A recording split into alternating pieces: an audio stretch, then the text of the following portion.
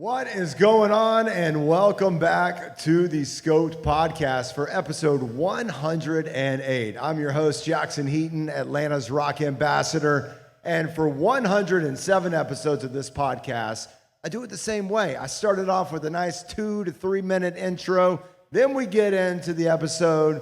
But today is different because today, Manorism is on the podcast. So forget the intro. We just get into it. Manorism, episode 108 of the Scope Podcast starts now. Step into my world. I'm psyched. Let's go. Now you're tuning in to the Scope Podcast.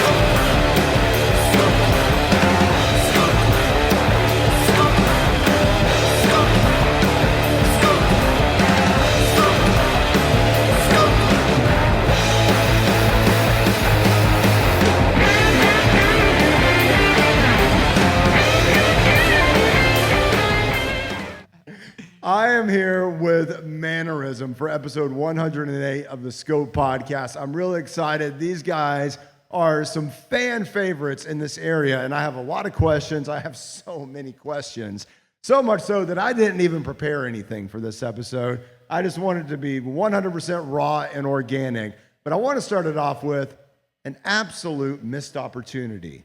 Because when I was on Rock 100.5, of course, I'm now on 97.1 The River, I had a segment that I called Homebrew. It's where I played a local band's best song every night of the week at 8:30. And I played a lot of really good bands on there. Some bands, 3 bands actually, got record deals from being on Homebrew. But I didn't get to play Milky Vision. Dang.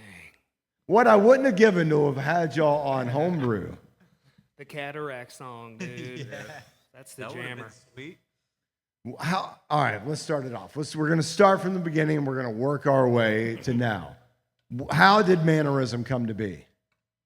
Dude, I moved here in 2018 and saw these guys playing in another band at another brewery that's not to be mentioned. But I saw them jamming, dude, and I had a few ounces of some sauce. And I made myself known and ended up meeting these guys, and then pretty much ever since then. But I mean, Eric did the classic thing where he was to himself, but me and this guy. Yeah, we basically fought about who had the tightest pants. That's right. Who could wear the weirdest Oh, yeah. outfits? Big Oh, time. yeah. Big time. So what band were y'all in at the time? We were called Afterglow, and it was Eric and I, and then we had revolving bass players, and then Gigi was fronting the band. And yeah, we won't mention the brewery since they don't want to book us anymore because we're too heavy. Oh my god! But yeah, we were just playing a lot, cover band stuff. We were like always been like working musicians, just playing in any band, any gig that we can do. And then Chris and I really, I think it was like right before COVID, like 2019, we started like an original project called Mainline Gallery, and it was just hard, like raw rock, just like late 80s inspired kind of thing, just party rock. And then when he came back from his travels to Nashville, California, that cool party you had, you know, yeah, we were just like, yeah, let's bring the band back together. And it kind of started like, let's do covers too. And then we were just like, yeah, but we're going to just do whatever we want with the covers. Yeah, dude. Yeah, it was gnarly. I was like a little hesitant at first, but I've seen some of their like success, like with Afterglow, just having fun. So I was like, well, let's just give it a shot, man. And I remember he was like, all right, dude, well, one thing is that we're not in the music industry, we're in the entertainment business. So let's full entertainment mode and just get nasty and raw. And then ever since then, it just... I don't think I've ever heard that before. We're not in the music industry. We're in the entertainment business. Yep. 100%. I love that. I think that's so cool. I've never heard that. And that's what y'all's show is. Like, how do y'all, when y'all take a cover, and I've heard a lot of bands do covers, and they do them really well, but y'all take a cover and you completely make it your own. Oh, yeah. Yeah, Trying to make it's... an original. Go ahead. No, go ahead. Oh, yeah, just trying to make it an original. I think, you know, some of the compliments we get lately is that, like, they're like, how are you making a cover your original? And it's just us jamming and like all of our, you know, pasts of our inspirations just coming together. And I mean, these guys lit a fire under my butt. So, you know, it was just constantly. I was talking to somebody and I was describing y'all as Rage Against the Machine on steroids. Because of my giant muscles. Is that why? When y'all play your cover of Rage Against the Machine, I freak out. Oh damn! Thank you. Like I was, so how do y'all go about your process when y'all are deciding on a cover to play and then putting your own spin on it? It seems y'all have the same formula that you do with every song. It sounds different, but it's the same formula. You can tell. He figured it out. Damn it. You got it. Now they're gonna know. Yeah. No, it's like I guess when we barely rehearse nowadays, but we did do at the time, like for myself too, like it's been a lot of learning just by ear, and then just kind of like when we get together, we just kind of like put it together. So it's like a lot of song structures of songs that we've heard before, like kind of like didn't make any sense, and we're like, we're here to have fun, not to think. So let's just 4 4 4 4 here and there. And then kind of the formula just started taking on itself. Y'all are really kind of rebels because you said you're not in the music industry, but you care about the business of music. You know, you promote yourselves better than I've seen most bands, and you care about the music business, but you're not in it. Yeah, in a sense, like we're not trying to sell music, we're trying to sell a show. So that's why, you know, we refer to that statement of like we're in the entertainment industry. Because like music, unfortunately, like it really has no value at this point.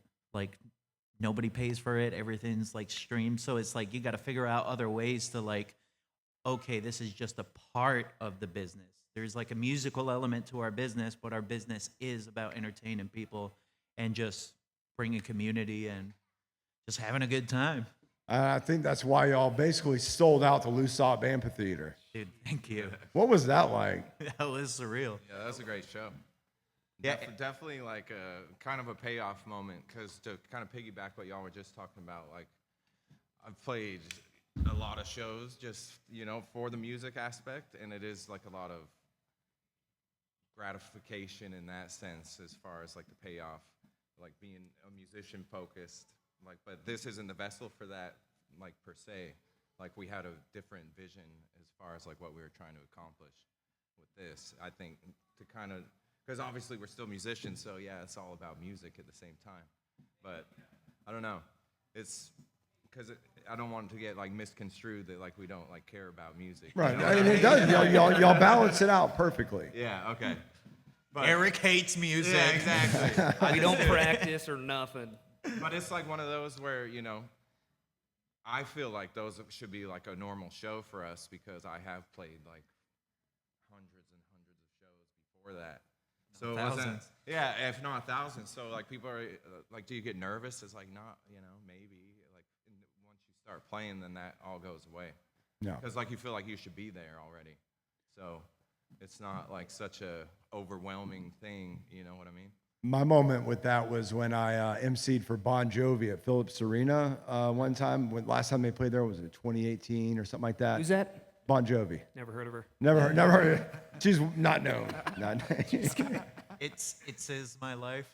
So I was 28 at the time, and I found out 4 hours before that our afternoon guy at Rock 100.5 wasn't going to be able to do it. So they come up to me 4 hours before, and they're like, "Hey, can you go MC Bon Jovi at Phillips Arena?" I'm like, "Yeah, okay." Yeah. And I'd emceed shows at like the Tabernacle and this and that, but Phillips Arena, Bon Jovi, I go in through the back, and they escort me into John Bon Jovi's room, and he's like, "You want a beer?" I'm like, "Yeah." And so we're talking for a minute, and then I'm leaving to go to intro the first band, and he's like, "Don't fuck it up." Pressure. And I'm a 28-year-old kid, and I'm like, "Why would you say that to me?" Yeah, dude. I mean, like when we played at that amphitheater, you know, we recorded it and we had the audio, and he sent it back. And I'm listening to my bass riffs, and I'm like, "Yeah, dude, I was all over the place, man. Like as far as cleanliness, but like I was just in it. Like we were having so much fun. Oh, you could tell. Like it was amazing just to like let go and fully. And a good thing it was only a 2-hour gig straight because I was like, I'm trying to break my body in half. Let's get crazy. Y'all were animated for sure. And I mean, and most people that play the Loosop Amphitheater, even if they've played before, they don't bring the crowd that y'all brought for your first time playing there. That was insane. Yeah, How I long think- had y'all been trying to get a show at the Loosop Amphitheater? We haven't even tried. We thought we were playing at the well. for Yeah, that it was the in- most in town. random thing. Yeah. Like we were telling you, like we went to Mexico, and then I have all these missed calls from the city of coming. I'm like, what the hell do they want? And then I like call the Jennifer. She's a sweetheart. I call her back and it's like, yeah, I'm just trying to get some info. If you can send me like a W-2 and like who do I write the check for? I'm like, what is going on here? What check for what? City of Cumming is paying me now? And then they were like, yeah, you're playing at the amphitheater this weekend or whatever. I'm like, cool. Wow. Yeah. How much notice did y'all have that you were playing? How much what? Maybe a Maybe couple like- weeks. Yeah. Oh yeah. Like the start. When was that? End of March. So I think we found out like the start of March. Yeah, start of March, we found out, yeah. And so then y'all were told, hey, were y'all told that you had to tone down your show, or did you decide to do that? Oh, I already knew it was coming. My family is pretty big, and I have a lot of nieces and nephews that show up to our gigs, so it's very easy for us to keep it cool and keep it casual and stuff and fun. So I mean, he came up to me as I was on stage, and the guy that was putting some of the stuff or running sound, and he was like, "I'm sure you already know, but there's no this and that." And I was like, "Oh yeah," like it was super easy, and most people aren't used to that, and they approached us and was like, "The way it just, you guys were able to."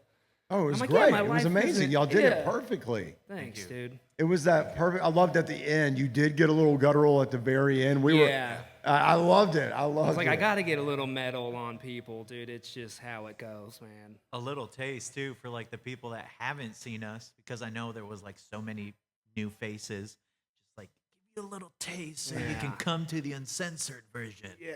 Hey, I was listening to Mortician on my way here, so A little bit of, yeah, just getting some guttural in, trying to psych myself up a little bit. I'm a big death metal fan. yeah, dude. Yeah, same. Yeah. Yeah, that's where we all come from, dude. Just a bunch of metalheads. Yeah, rock and definitely rock was like the foundation. And then once I found like Slipknot and all that as a youngster, yeah, it was over. It's still one of the best concerts I've ever seen as a Slipknot show. Oh yeah, I'd agree. Like I when the saw- drummers are like suspended in air on their sets and they're just insane. We're trying to get this guy up there, Maybe. Yeah, the roller coaster got Upside next down. week. I told Eric at the show, I was like, if I was the drummer and I was starting a band, I'd be the first band ever to have the drummer in the front and the singer in the back. I want to do that so bad. I've always joked because like I used to play like super loud, so I just joked that I was on lead drums every night and on lead drums. because there'd always be a few guitar players in some of the bands I was in. And so I do love, since you bring that up, like bands like Incubus and like Limp Bizkit, they always had their drummers set up in a very like interesting way compared to like, I don't know, what, 99% of other bands. like Like the offset. singer's in front of the drummer, and then like the two other cats over here, and then the drummer's in the back, Would So you- it was always cool just to have a different like viewpoint as a drummer. Oh, and, yeah. Like, oh, I can actually see what he's doing instead of like a mountain of shit in front of him, you know what I mean? Just a bunch of sexy butts.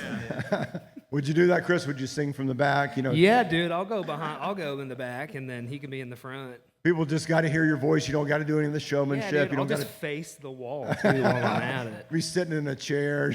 Pull a Maynard. Yeah, Just dude. be in the shadows. Ozzy's doing that for Black Sabbath's last show. They're playing their final show in Birmingham in July, and he can't walk anymore, so he's playing the whole concert from a throne. That's so cool though. That's Yeah. so Aussie. Dude, Like perfect for him. I was so stoked on that show. I was like, hell yeah, they're doing it in Birmingham too. Alabama, let's go. Of course it's in the UK, you dumbass. Yeah, of all the places in the world that Ozzy could play the last Black Sabbath show, Birmingham, Alabama. Crimson Tide, baby, let's roll Tide. Awesome, come on. We're going. Oh my god. I mean, it would be metal. That would be metal. That would be the most metal move of all time. And it's thrown. No, they're gonna have Metallica. They're gonna have Mastodon. I mean, just an insane lineup that I would give my right arm probably to be at that show. Mastodon. That's a cool drummer. What's his name from Mastodon? Braun. Yeah, Brian. I had Braun on the podcast, and back when it was sponsored by another brewery, we did a live podcast there.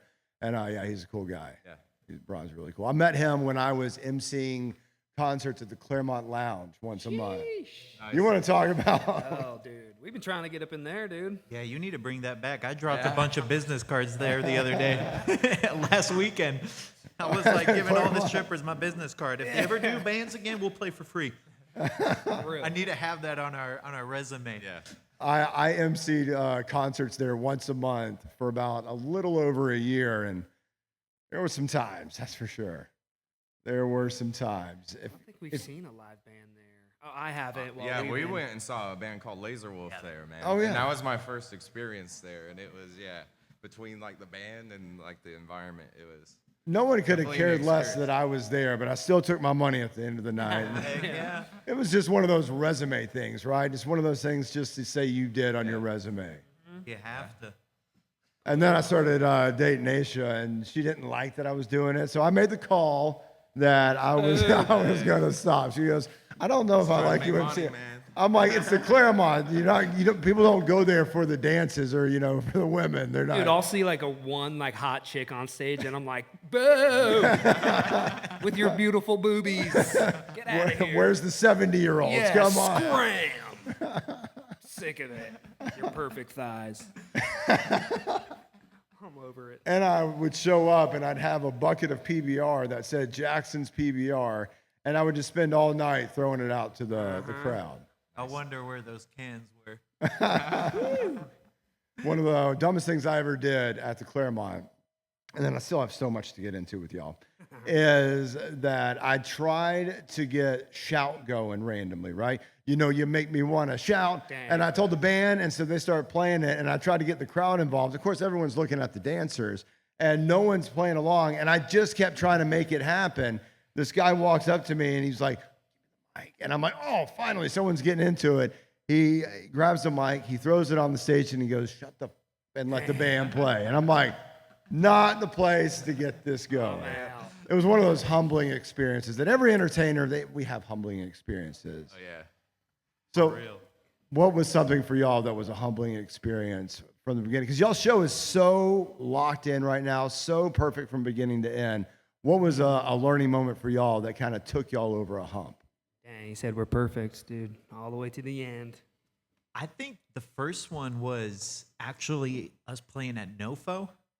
And this is before Eric joined the band. Chris and I were like really in our heads about because it's more of a family-friendly establishment. Yeah. And we were like, dude, do we tone it down or do we just be ourselves? And we were like, screw it. We're just going to do our thing. We're going to be authentic to ourselves. We're just going to have fun. And it was like, oh, damn. People do get into it.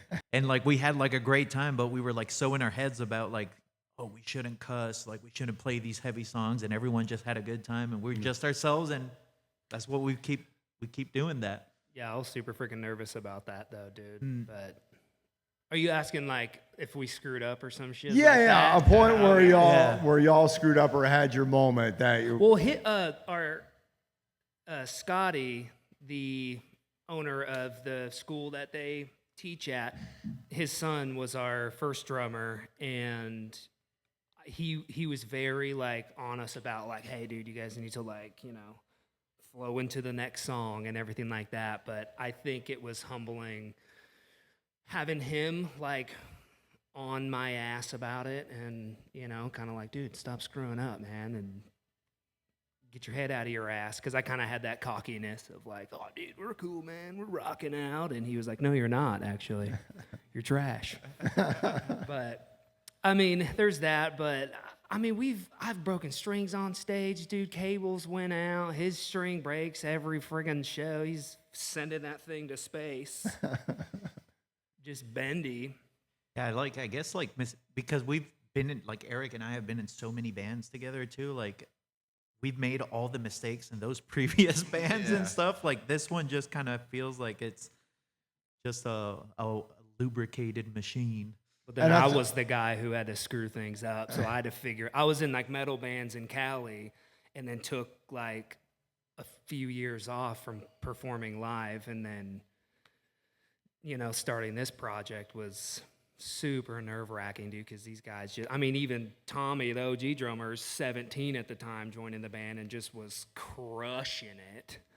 And I'm like, man, I gotta just keep this thing going, man. And then once he joined, dude, it was like game over. I was like, all right, so these guys are really good.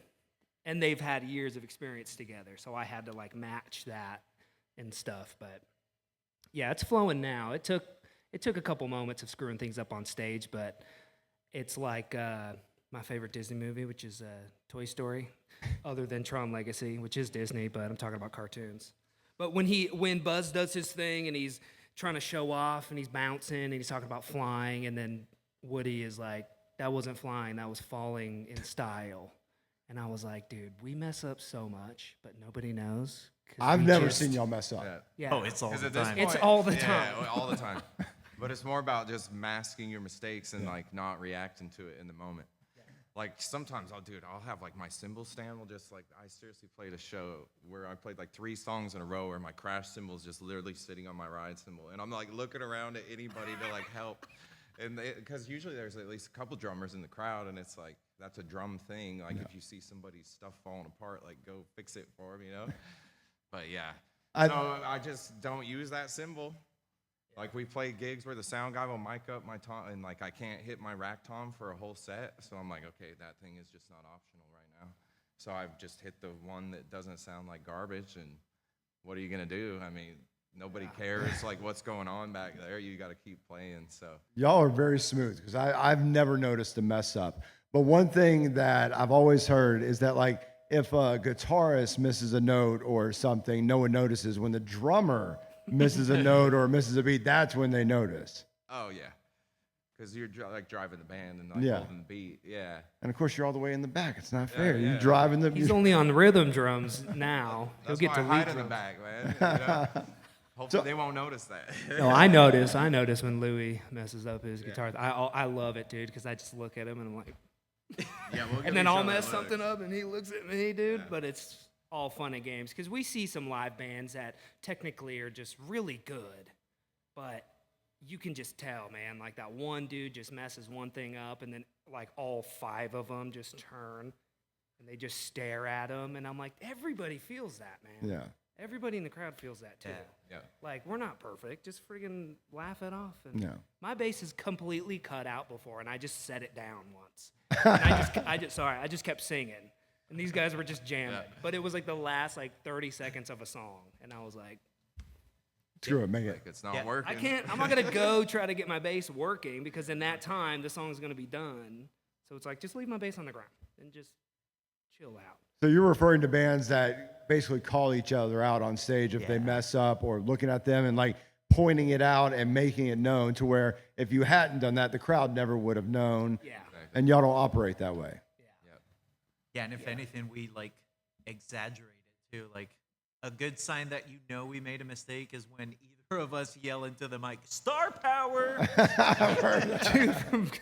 Just a little garage band or guitar hero, star power. Star power! Somebody noticed me say something at the amphitheater, and they were like, "What did you yelled in the mic? Whoops!" And I was like, "Oh, because I completely just forgot what I was, and I stopped playing bass." And I was like, "Whoops!" And then I he remember looked at that. me. And I thought you said the F word at one point, but I must have heard something else. One of y'all. Yeah, I was like, "Whoopsie!" But yeah, it's Yeah. all fun. And then sometimes on our set list, we'll throw in a random song in between that's not on the set list. And I'll That y'all like- just know, and Oh, and you're- I'll just, we'll know it, yeah, but it like won't be in the order of the set, and then I'll be forgetful as hell, and this like, I've started like the Van Halen song we do. I'd start like a drum solo, and it was supposed to be like Rooster or something like that, and I just start, and they're just like, he's like, Eric Dancy on the drums, like whatever, dude, like just play through it. And, I'm like, "Yeah, dude." It's like, what are you gonna do? If I stop and react, and then like, oh, like let that moment affect you. Like, you know, what's that gonna do for your show? It's just like a total derailment. So I don't think I've ever met a band as fun and friendly as y'all. Oh snap! Thank you. Like that y'all are so one cohesive. I can't even talk today. I don't cohesive unit that that y'all just have fun, and like when you entertaining, that is what you're doing. And if you mess up, you roll with it. Someone plays a bass or a guitar. I don't get it, but I respect the hell out of it, and I think it's so fun, and I think y'all are what music should represent. Thanks, dude. thanks a lot for that. I want to hear more original music. Do y'all have any plans of making any more original music in the future? Big time. Yep. Yeah, absolutely, man. Yeah, we're cooking now because a lot of people are like, we want to hear your covers too. Like your covers are better than they're not better than the original, but like they want to hear them recorded. So we've been working on that for like the last 2 years. But there's just been so many like everyone. We've just moved. Like my studio's moved. It's just been chaos for the last 2 years. And then there's like I don't know there's like 6 or 7 originals that are kind of like the sketches are there, but we just need to record it. Yeah. But we've been, lucky enough to be as busy as we are playing these. Y'all play weekends. every other day, Yeah. it seems like. Yeah. So it takes a lot. And then our full-time gigs, like our jobs, outside of that. So it's hard, but we'll definitely crack down. I mean, I've known plenty of musicians that sit on a song for 4 or 5, 10 years, and then they put it out, and it's just top tier. So we're waiting. We're chilling. I think I'm gonna have to get you to give me a tattoo sometime. That'd be sweet, dude. I got about 15, and I'm looking for some more. Bam. 15. I think it's just one now. It just turned into You just one. had to neck to toe right now. Just all the way down. When are you gonna just do the whole face? When's Dude, the? I can't cover this thing up. Are you kidding me? That's where I make my money right there. I've always said I would get a neck tattoo if I knew my mother wouldn't have a heart attack. That's exactly it. My mom would just croak. She would just die if I got my face tattooed. I couldn't. But she's okay with hair. Yeah, she's okay with that. My whole head tat. She broke a plate. I came home and I had the back of my head outlined, and she just was washing dishes and was like, "Son of a bitch!" Just fucking broke it. My little sister was visiting from Oregon. She was like, "Christopher." Yeah, Christopher. Yeah, and mind you, I'm like covered, so I was like, "I'll just put a hat on. I'll be fine." Yeah, she's fine now. So what school or what music school do y'all teach at? Freedom Academy of Music Education. It's off at exit 17. Yeah, you're incoming. And who was the shredder that y'all brought up at NoFo for that show? Mr. Ethan Brown. Yeah. Coming at Man, you. Yeah, he's actually playing with us tonight too. Yeah. is he one of your students? Yeah. Oh, he's good. Yeah, they have a little student band up there too. They're called Shotgun. Is it Carousel or Carousel. Orchestra? Yeah, Carousel. Yeah. Yeah, and they're killing it. How long y'all been teaching there? I've 7, coming up on 7 years this year. how long have we been teaching? Teaching at the school. Well, teaching it. Oh, at this school, yeah, That's coming for up on 7. 7 years now. Yeah. So you're not only incredible entertainers, you're also giving back. We try our best, yeah. Now the big question I wanted to ask, and it took me way longer than I wanted to get to it. Where do y'all get your costumes from? Your outfits? Every outfit, every show has a different outfit. Dude, for real. Dude, seriously, 9 times out of 10, if not 9.5 times out of 10, like we wear it every day. Like I wear this normally. Yeah. So then it was just this transition of like, just wear that, but then maybe take it up a little bit. I mean, with the jumpsuits, I'm not wearing jumpsuits every day. No. Yeah, the jumpsuits. Where did you get the jumpsuits from? That's what I'm asking. Slipknot, dude. Yeah, That was somebody my- finds a link and then sends it to the chat, and then we all just get one. And, I was like, go Slipknot's from one of there. the icon. I was like, dude, that's like one of my favorite bands. So, we'll just send Amazon links, and we're like, do what you will. So is every show a new outfit? Have y'all ever reworn an outfit during a show? Yeah, we Oh yeah. yeah, we've reworn I was stuff, under the impression that y'all wore something new every show. No. We might I change mean, up the shoes or yeah. the socks, and then We try to. Like, we always text each other the day of, like, what are y'all wearing? I was trying to wear my jumpsuit today, and then these fools were like, oh, no, we're doing short shirts. I'm like, okay. Gotta show up. I'll put him on. Yeah, Chris tattooed me the other day, so I gotta let this thing heal out. Oh, where did you get? Oh, just this. Oh, nice. Big old piece. Well, I'm a fan of the short shorts as well. Chubbies. Oh yeah. Yeah, they just started making 2-inch shorts. What? I know. I'm like, who would wear Hey, that? not with this hog. If you know what I'm saying? Things would be slipping out, shaking people's hands. No, I gotta stick with the 5s for now. 2 inches is like, I know. It's. 2 inch. I thought you said it was a good size. I wear 4 inches. That's as much as I can go. Is the Fours? 4-inch well, that's chubbies. like that. He's just trying to yours make are- himself what are feel yours? good. Dude, mine are schmedium. How much leg is showing? We gotta have a top camera going down. Yeah, I gotta Yeah, get we got to that. be getting down on the bulges here, Yeah. Brandon. You know, That we gotta- bird's eye view. Dude, it's terrible.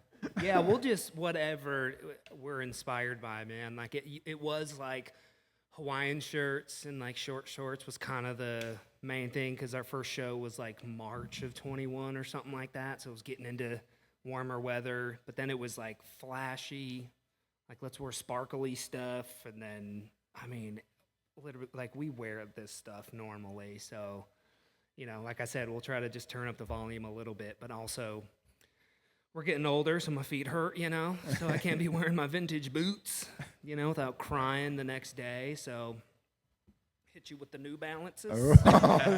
Boom! the dad New Balances. Boom! Yeah, easy on the sole and the feet. It's like a, Yeah, dude. But the jumpsuits were fun. I do a lot of like vinyl pressing and printing and stuff. So I'll just doctor it up, and he hits it with the patches and everything like that. And yeah, whatever this guy does, because I'm like, you're sitting down playing drums. So you know, I'm like, I don't want to tell you to wear anything you don't want to, man. That's like I got some awesome boots to match the vibe, dude, and I don't think I've ever worn them to a gig. These are snake boots. Oh yeah, I Yeah. like snakeskin boots. They're like killer boots, but I ain't drumming in those, dude. Like I did all these kind of like corporate band stuff where you have to wear like a suit and everything, and I would always take like a pair of like running shoes and put them next to my drum set and like go through the whole party all day in my dress shoes, and then I played the gigs always in like shoes that are good for drumming. Cause like, dude, it's like 3 hours. Like we play 3 hours straight, so I ain't trying to, yeah. Dude, because Compromise that.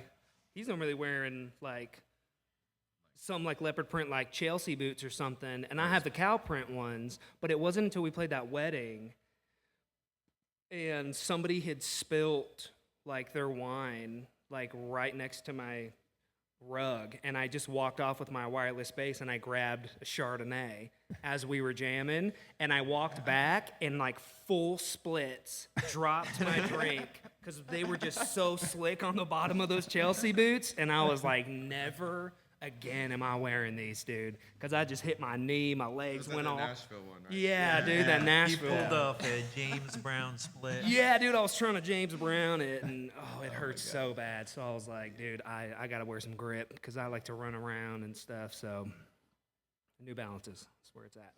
Just waiting for that official sponsor. If you're watching this. I would love to see y'all playing a wedding. That's got. Y'all would have been a fun wedding band. We got married during COVID at a winery, and having a band like y'all at the winery playing it, that would have been actually a lot of fun.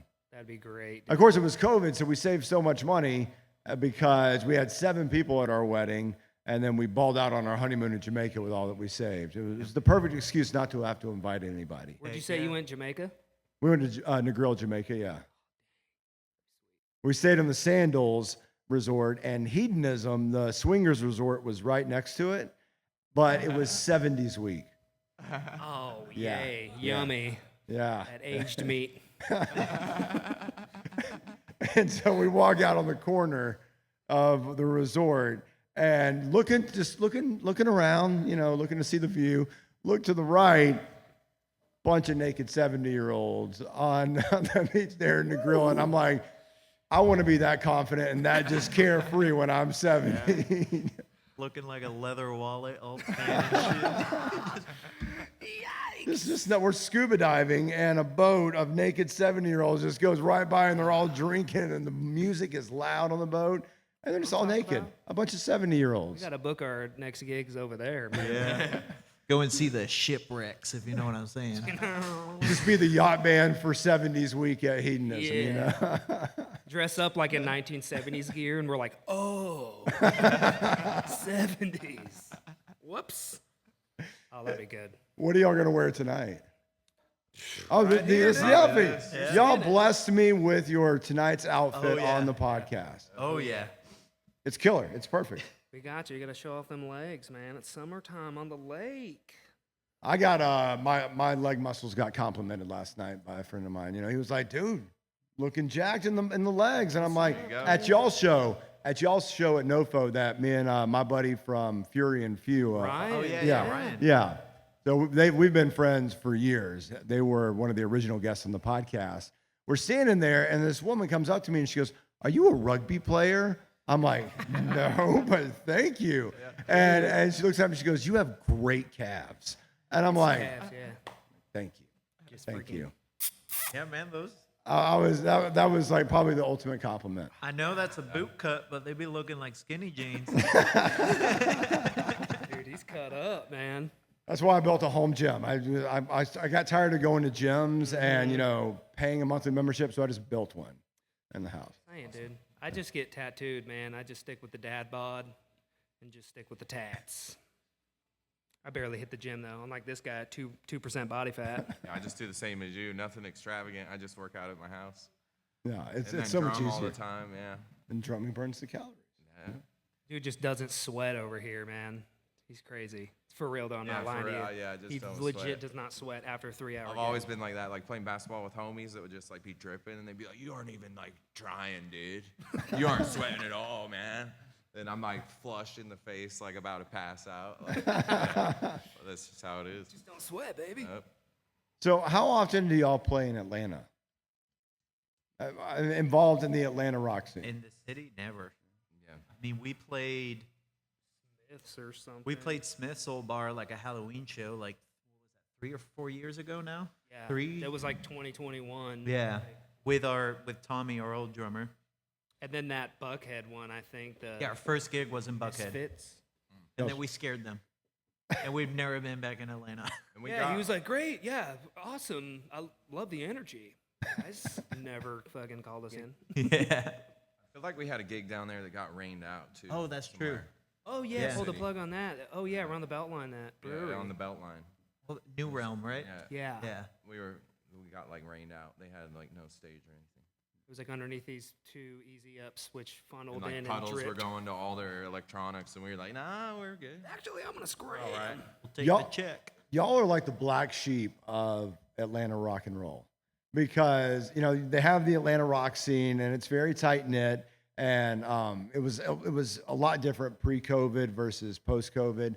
Anybody that, you know, the momentum that the scene had going into COVID, still you had some people coming out and watching and just wanting to see, you know, oh, there's a band playing here tonight, which doesn't happen hardly anymore.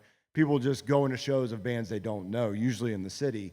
And afterwards, it definitely took a dive. But y'all are more high energy than most bands in the Atlanta rock scene, but you're on the outskirts and y'all have so much success around here. So I was surprised when I saw y'all and I saw like, wow, this is like an amazing band. Why have I not known about them in the city?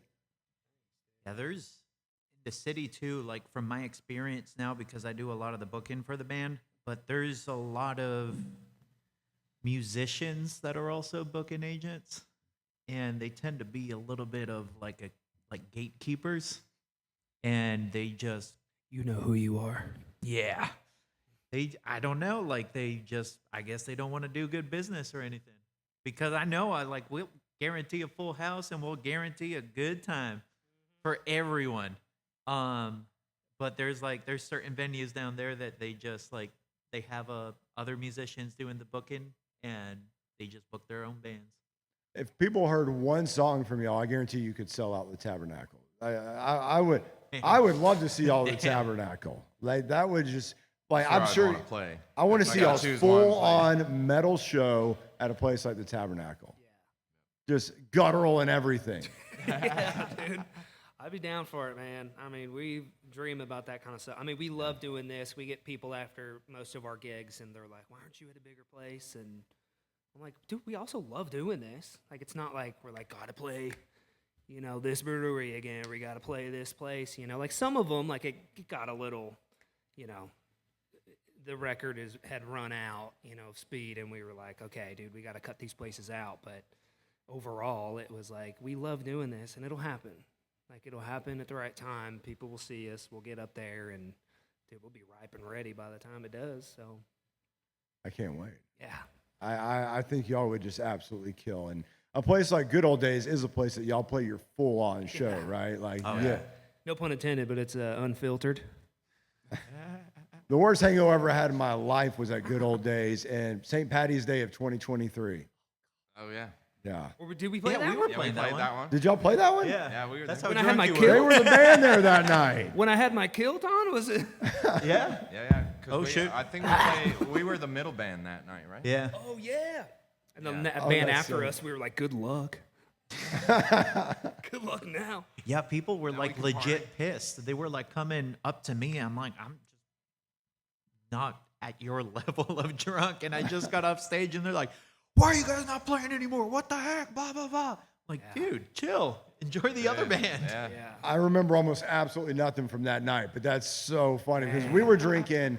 We started off with a few Long Island iced teas, which will do it. Then we switched to the green beer, and then we finished off with the gin and tonics. Dude, I had like That five. you That's an remember. evening. And I was throwing up in the bushes outside of Good Old Days waiting for our driver. Oh yeah. Like, Yeah. they said, scram, buddy. Yeah, we rescued one of my home. Good Old Days just gets that to come out of people. I'm Wow. like, it's too fun. I'm not going back. I can't go back to Good Old Days. It's, It's too true. fun. I think I had like 5 Guinnesses before I went up on stage, dude, and like 10 minutes before we went up on stage, just water butt.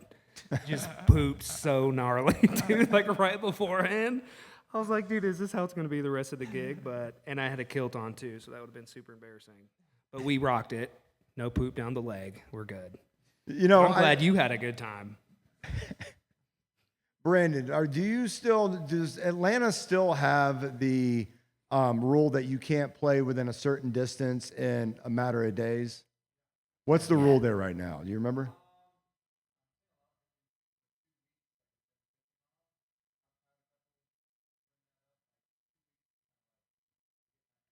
Mm-hmm. I feel like it was even worse before, pre-COVID. I feel like it was like 60 days within 50 miles. Yeah, I think the Masquerade, if I'm not mistaken, was 6 weeks. Yeah. Eric and I played in a metal band and we played a couple shows there and it was the same kind of deal. They would like hit us up like, hey, can you guys open for this band? Oh no, you're actually booked like 5 weeks.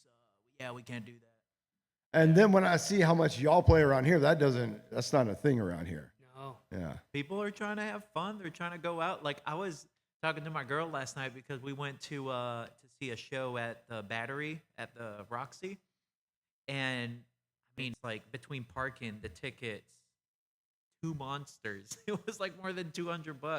I was like, man, we're just giving this away for free.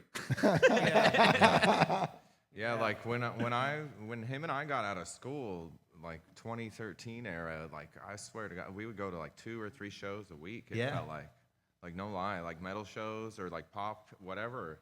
Like it felt just so much more like affordable. Because I was there last night too, and yeah, it's like the same thing. It's like you buy a shirt and it's like $200 to see a band. So it's, and how you were just talking, it's like I just don't go and try and like go to shows unless I know like the band that I'm going for. You know what I mean? Yep. We're always at shows, so I don't like want to just go hang out at some show. Yeah, it's sad that it doesn't happen anymore. The 90s, 80s, all that, even early 2000s, people would be like, oh, there's a band playing there. I don't know who they are, but it's Friday night and Saturday night, and that just doesn't happen anymore. People don't go unless they've seen your music on YouTube or Facebook or, have any inclination of who you are. That's just Just you got lots of options. There's tons of stuff to do, especially in this metropolitan. It's like have more than like 80% of those people around that venue last night were all like Braves fans and stuff. So it was like a disconnect. You could see like the metal fans and you know what I mean?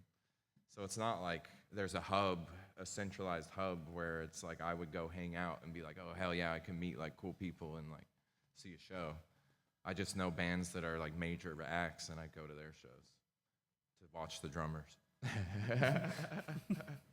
frig those guitar Yeah, it's players, even man. even Oh, like yeah. the Masquerade, like back in the day. Like I remember, like like that, just going for like $15 or $20 Dude, to yeah. see a show, and And then if- you would socialize with everyone too, and like And if you bought the ticket to the top tier room at Masquerade, you could wander to the bottom tier rooms. So I remember him and I caught a show in hell, and it finished, and then we walked to the smallest room and caught like Black Dahlia Murder for free. Oh, Dude, yeah. Oh, I would love to have Like seen where that. I grew up, dude, I had to drive 4 hours to see shows. So I was like, dude, this is like amazing. I'm like gonna do this as much as I can. And we did for sure until like COVID, I would say. and even like the jam sessions too. Yeah, like yeah. there was so many jam sessions Like in Elliott Atlanta. I Street remember. Pub. I don't know if did you ever meet Kevin Scott, bass player? He plays with like Government Mule now, and Look, I know the name, but I don't think. I mean he's just like an Atlanta legend. Like this dude is insane. But he had a jam at Elliott Street Pub right next to the Georgia Dome, and it was like this little tiny dive sandwich bar, basically, and it had a basement, and there was like the wildest jam session every Tuesday night there. Yeah, and he would just like it was just a bunch of jazz cats, metal cats, and it was like, just don't talk on stage, just use your ear and play. And there was like so much. I mean, we networked like between that and the Atlanta Institute of Music that we graduated from. Like there was so much like networking done there, and just so much musical community that's just kind of. I mean, I haven't been down there, and I haven't actively been trying to like get involved in the community, honestly. But I feel like it disappeared a little bit. I could be wrong though. Oh, it's definitely not as tight knit as it used to be. Like pre-COVID bands, like if I was emceeing a show at Smith's or Star Bar or 529 or something, whatever bands were playing, you'd have other bands show up and to support, buy a ticket, buy some merch. And that doesn't happen very much anymore. COVID killed a lot of really good bands that were doing good, and then they just didn't last during COVID. And And it's, we came out of COVID, dude. Just you said y'all's first show was in 2021, right? yeah, like Yeah. March or something, I Yeah. think. Yeah, it was actually last minute we got asked. A band had dropped out, and we were chilling, watching. Were you guys playing an Afterglow? Yeah, we were playing in Afterglow the night before. And then, yeah, we got asked. They said a band had dropped out, and we need you guys tomorrow if you could. And so we were like, okay. Is that the one But Tommy played. It was like that at that random bar in Atlanta, right? Yeah. yeah, Thou who shall not be named will be named. Not be named. yeah, dude. But yeah, through someone they got booked there. Yeah. Yeah, And he I, was, I was still playing wedding band stuff at that Yeah. point, so they did that gig while I went and played somewhere else that night. yeah, it was a cool show, but I mean, we just were not like, we only rehearsed like, a few times and stuff, maybe for like a month or so or 2 months, and then so we're still figuring out our stuff. And dude, I mean, I got through 10 songs, and I was like, I mean, You've we built played- up your stamina. Dude, we play like 3 hours straight now, dude, if not more. But Yeah. at the time, it was like headache, the whole thing. But yeah, it was back in March in 21 when we played our first one. Did y'all have the same sound then you have now? Still play the same kind of music?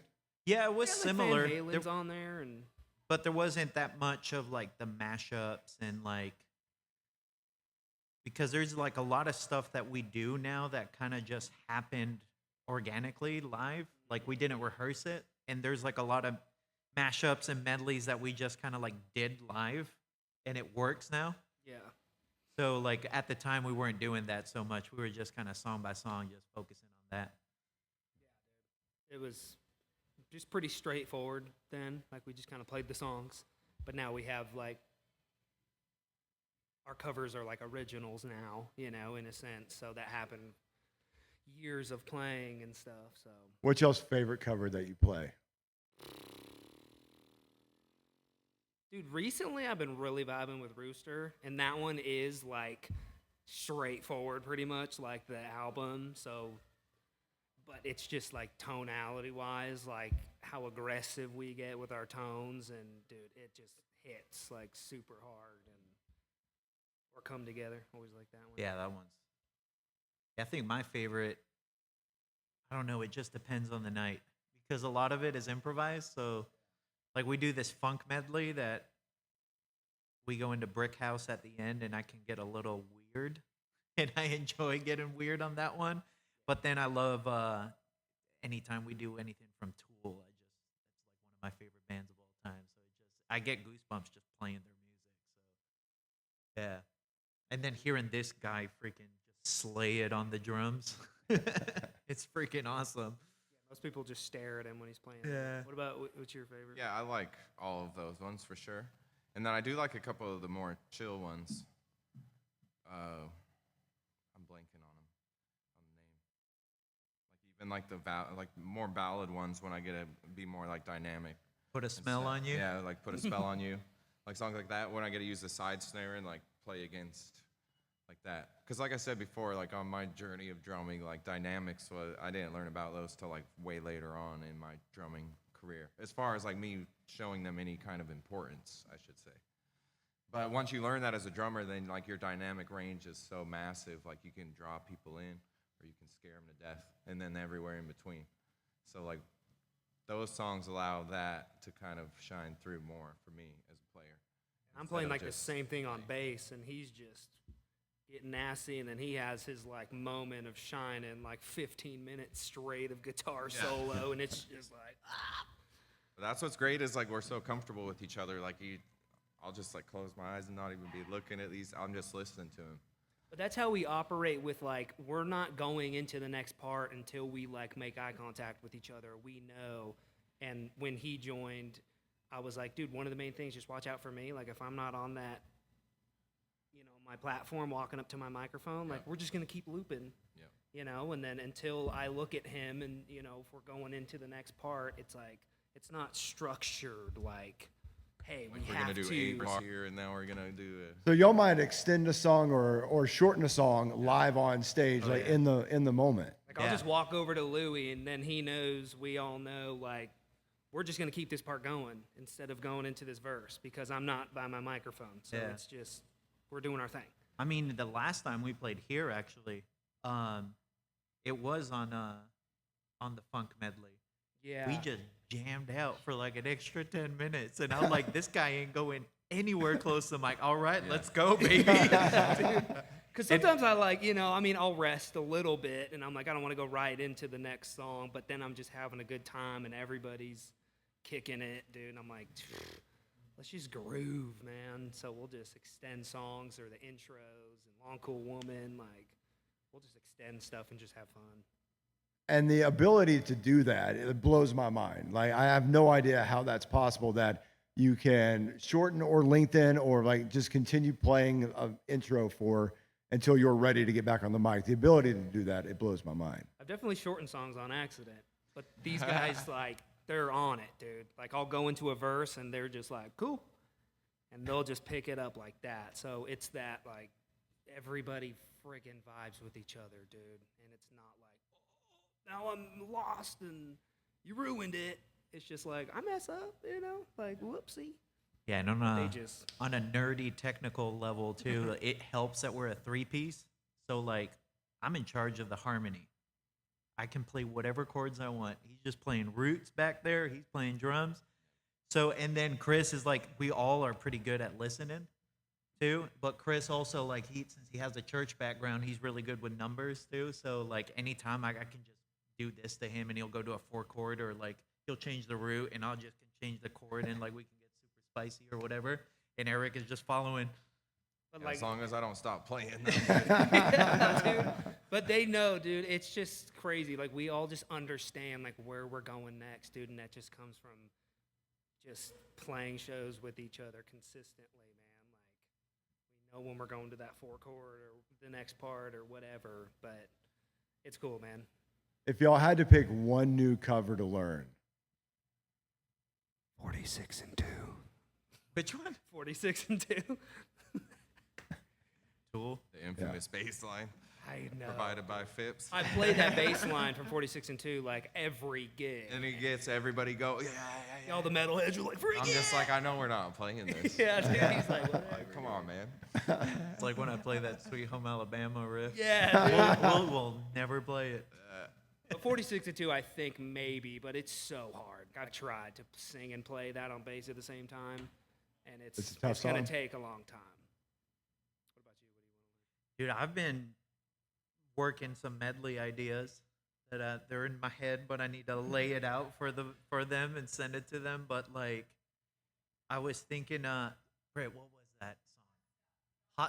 Hot Stuff Donna Summer with Barracuda by Heart. Is that the hot stuff, baby? Tonight? Yeah, dude. See, and then I just hear this stuff now. Now I'm like, yes. But I was like hearing them, I'm like, damn, that song would slap. And then I hear like it's the same tempo. I'm like, dude, there's something there. And then there was like, I'm always thinking of just medleys and stuff like that. And then since I teach, I get to hear so much music that my students bring me. And like, I teach from 6-year-olds to like 600-year-olds. And like, they bring me all sorts of stuff. And I'm like, that's literally our demographic. Yeah. 6-year-olds to 600-year-olds. Dude, and no disrespect to Chaperone, but I've never heard her sing. I couldn't even put a face to her, and I'm just a recluse. But he came back from Mexico, and he was like, dude, trust me, like we gotta do Pink Pony Club. And I was like, I've never heard that. So then he made his like demo of it, you know, and then sends it out, and then we just learn it, and it was just one of those like, all right, dude, I'll trust you. And then we played it for the first time at the amphitheater, and I was like, oh, everybody knows this song.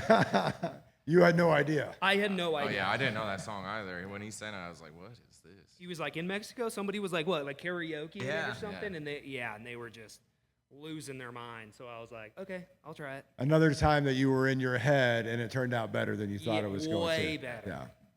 Way better than I thought, and that's just like the trust level. Sorry to cut you off, man. What do you want to Oh, learn? you're good. I listen to everything, but for this band, I thought it would be cool. I love Faith No More a ton, but like I'm not a vocalist, so like I'm not signing. I'm not a He's like, yeah, we should learn Hey this man, one. you want to do some Mike Patton real quick and kill it? But I really like some of like their old, like anything off like Angel Dust would be cool, like Midlife Crisis in particular, if you need a song. But yeah, I listen to everything. So Have y'all ever done a Wonderwall? I've taught it to tons of people, but I know we never played it. I want to hear y'all do a guttural Wonderwall. Dang, dude. I'd be down, bro. Just Yeah, heavy with as the hell chorus. Wonderwall. But the way like we love like making songs is like we like adding that for 2 seconds. Yeah. And then people catch it and they're like, oh, they sang that Yeah. thing. Or he does like, you know, a solo beat it on one song and Just a little bit of ear candy. And that's little it. ear candy. Dude, what was that acoustic well, not ballad, but that Green Day did? Oh no, that was a. Sign of the Times or something like that? I forget now. Oh yeah, it was Best the. times of your life. Yeah. Whatever that song. Mash that up with time of your life. mash it up Oh, with yeah. Wonderwall. Yeah, dude. It's the same chords. Another turning point if we're stuck in the road. Yeah, that'd be cool. You just need to do some acapella here. Yeah, Yeah, just yeah. acapella. I wish we like 3-part harmony, dude. Just do some like Eagles real quick. Y'all need to throw in like a violin player one night for one of your shows. Something just a violin. Devil went down to saxophone, Georgia. Violin, just something, just the next level. for the Dude, first Devil show. went down to Georgia. That'd be sweet. Yeah. A little fiddle action. Yeah, we tried that one time. The Nickelback version. Yeah. We frig with Nickelback though. That's cool. Yeah. Yeah, we tried doing Nickelback too, but just that dude like freaking has to sing Bibles every time he writes a song. Dude, every verse is just all the way down, nonstop. And I'm like, no. Especially like the 22nd song that we're playing. I'm like, no. 22nd? 22nd. What is it? We're going to have to pull that one up. Pull that up for me. Fact check. Yeah, fact check. So y'all said y'all have songs that are in sketch form right now. What would an album or new songs, a group of songs, look like for y'all? Do you want it to be the same sound? Do you want it to be different? They're so loose right now that it's like leaving so much room for our like maturity in playing. So, I mean, literally, I don't even know. I'm like, I want to get prog drums on there. We get people that love our metal tones. Louis is just the melodic god with his guitar solos and stuff. So it's like, I don't even know. We do have that one that's like Chris Cornell at the end. Oh yeah. Yeah, that one was fun. So we do have like right now, what is it, 10 songs, 11 songs? And I don't know if we're gonna do an album or we're gonna just drop like singles or whatever, but it's mostly our versions of covers, kind of like reimagined songs, and everything is done except for like vocals and just a couple solos or something like that. But we're just kind of like no pressure, no rush, just taking our time with it. And it was fun to do that because it was something I've been in studios for like my entire life pretty much, and I've recorded this guy so much too, like in so many different projects.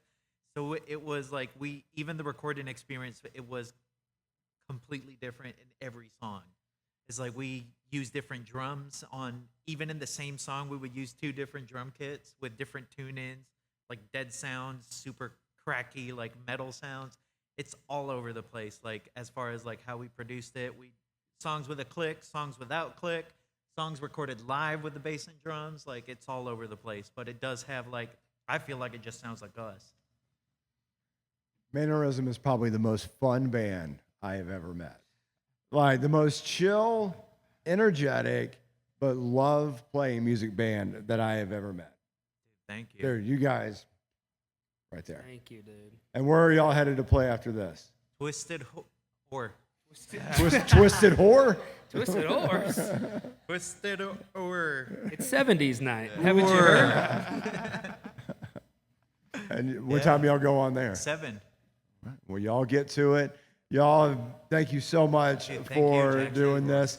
This has been episode 108 of the Scope Podcast with, y'all say it. Manorism. Mannerisms. Just one mannerism. That's all of them. This has been with Manorism. I'm Jackson Heaton, Atlanta's Rock Ambassador, as always. Thank you. Bam, bam. Thank you. Bam. Music. Thank you.